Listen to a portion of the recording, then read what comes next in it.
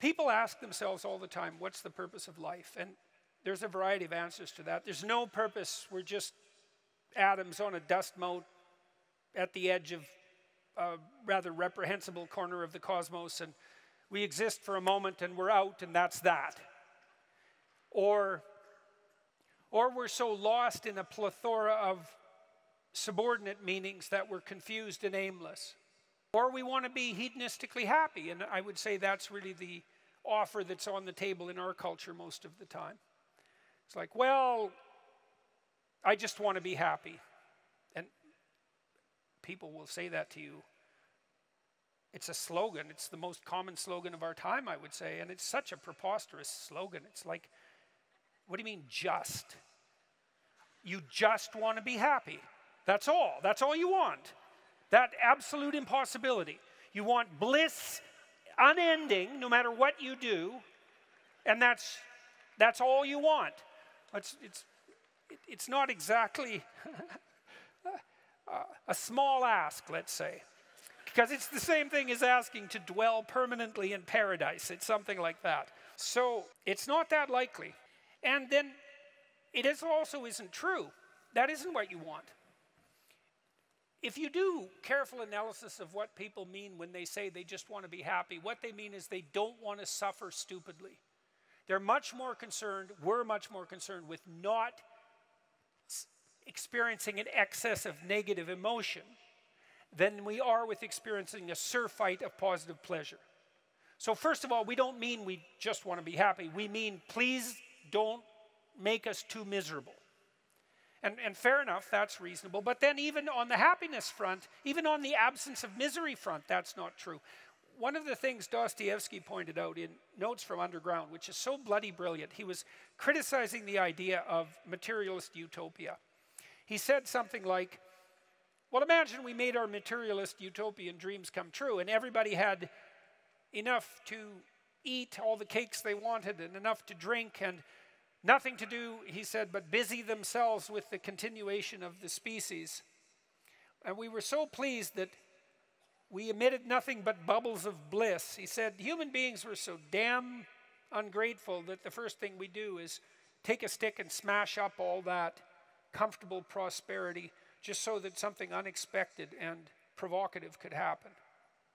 And that's very smart. You know, that's hearkening in some sense back to the story of the Garden of Eden and the proclivity of human beings to eat the forbidden fruit. It's like it isn't obvious at all that we want happiness. It isn't even obvious that we want absence of misery. What's really obvious is that we want an adventure, right? We want an adventure that's so compelling that it makes the misery of life not just justifiable, but worthwhile. You want to look back on your life, you know. You want to look back on your life, and you know this to be true. You want to be able to say to yourself, even considering a month or a week or a series of days, you want to be able to say, that was really difficult, but you know what? It was worth it. And I think that's what you want from your life. It's something like, you know what? That was difficult, but it was worth it. And that meant that the adventure was so great that it justified the difficulties. And so then the question is, and here's the question, where do you find the great adventure of your life? Well, how about in truth? Well, why? Because you don't know what's going to happen if you tell the truth. It's a mystery. It's going to lay itself out for you. And so that's an adventure because you literally do not know what's going to happen. You have to let go of knowing what's going to happen. And so then you have that adventure, and then what is also the case is that it's you that's having the adventure. Right? Because if what you're doing is living in truth, that's you. That truth is you. And so that means that whatever happens when you tell the truth is your adventure. And then you think, well, I'm using deception. It's like, well, maybe you are, but maybe deception is using you. And then maybe it's the spirit of deception that's having the adventure of your life. And then you might ask yourself, well, why are you so miserable and unhappy? And the answer would be, well, the spirit of deception is having the adventure of your life. You're not even there. Because if you're not living in truth, you're not there. Obviously, what's there is the spirit of deception. And you might think that's your deception, but I would be very careful about thinking that, because there have been centuries of meditation on the nature of the spirit of deception. And the answer isn't that the spirit of deception is you. The answer is that the spirit of deception is something that possesses you and convinces you that it's you. And that's not something you want to fall into the clutches of. So, back to the teenagers. Do you not want to go to college, or are you just lying about being lazy? So that's a question, and we can ask ourselves that question. And as I said, on the teenage front, craft a vision, craft a compelling vision. That's really what we are as human beings, is we're visionaries. That's how we confront the horizon of the future. We meet the horizon of the future by crafting a compelling vision. And your vision might not involve a college education, but it should be a vision that makes you think, if I could make that come true, it would justify the trouble that it would take to manage it. And I think that's the right attitude to take towards your life. And we're all going to have our crosses to bear in the most fundamental manner. We all have to deal with the catastrophe of mortality. And I think we all have to deal with the reality of hell. And you can think about that religiously or not. Political hell will do for hell as far as I'm concerned. We certainly saw no shortage of evidence for that in the 20th century. And we all have to contend with that, right? The reality of mortality and the reality of hell. And then we all have to contend with the fact that we have to develop a vision for our life that is so compelling that it justifies those bitter realities. And that's really the nature of the religious enterprise. And that's something you can embark on and should embark on young.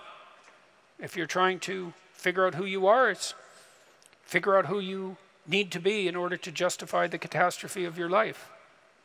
And then you think, well, that was difficult. Man, that's for sure. But it was worth it. Can you get a job or a career? Can you educate yourself? Can you regulate the draw of temptation, drug and alcohol use in particular, sexual temptation as well? Oh, do you do anything that's remotely resembling civic responsibility? Are you a member of a political party? Do you go to church? I don't go to church because, their beliefs don't match mine. It's like, who the hell cares about your beliefs? You're like 16. You don't even have beliefs.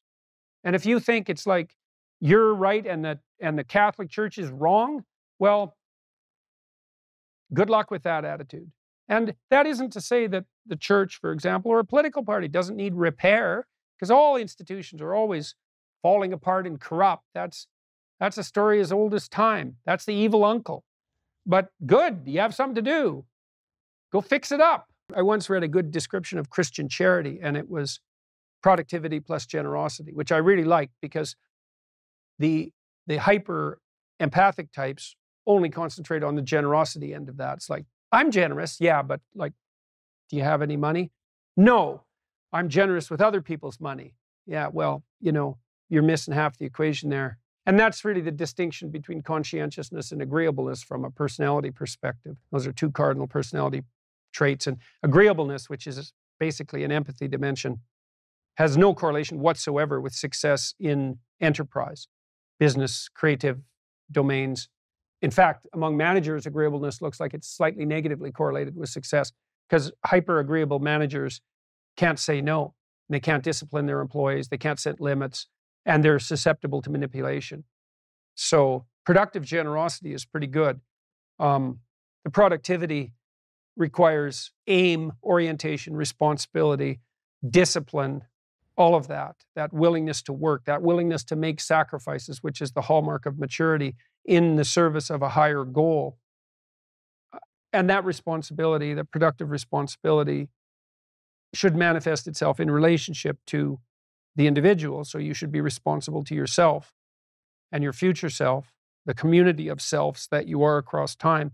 And then you should be responsible for and productive for as many people as you can manage. And so that might be first your intimate partner, your wife, second your parents, your siblings, your children, maybe your children primarily, although, there's a trade-off there with your wife, then your local community, then your broader community.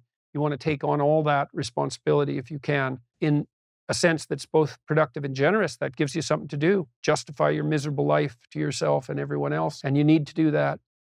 It orients you solidly in the world if you do that. And it gives you a dragon to fight, a real one. And that's where the gold is. So, as everyone has known forever, and as we continue to remind ourselves, how should you arm yourself? Well, that's kind of what a humanities education teaches you to some degree. Arm yourself with words. Be precise in your language. Right? Say what you mean. Read great men and great women. Make yourself literate. Get your tongue in order. Get it under your own control. Get rid of the ums and the likes and the you knows and the pauses. And get rid of everything you say that you only say to impress other people. And just see if you can say what you believe to be true.